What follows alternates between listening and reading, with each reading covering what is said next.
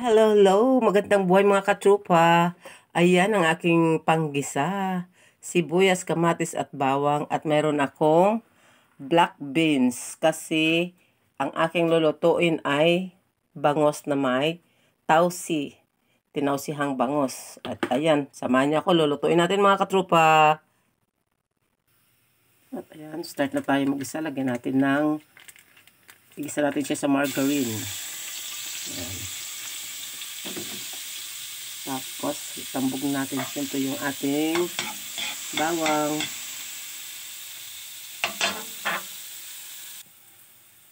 Ayan, pula na yung ating bawang. Lagyan natin yung sibuyas.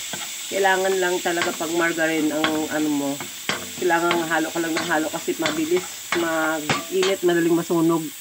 Kahit nasa low heat fire siya. At ayan, sunod rin natin yung ating kamatis. Ayan, gisahin lang natin hanggang sa medyo maluto yung ating kamatis. At ilagay na rin natin yung ating black beans kasi kailangan medyo igisa natin siya maigi kasi matigas-tigas siya para lumambot. Ayun, para sabay silang maluto ng kamatis. Lagyan natin ng kunting sabaw para maluto.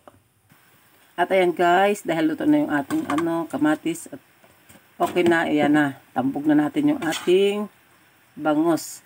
At ayan, medyo patuyo-tuyuan na lang natin siya ng kaunti. And that's it.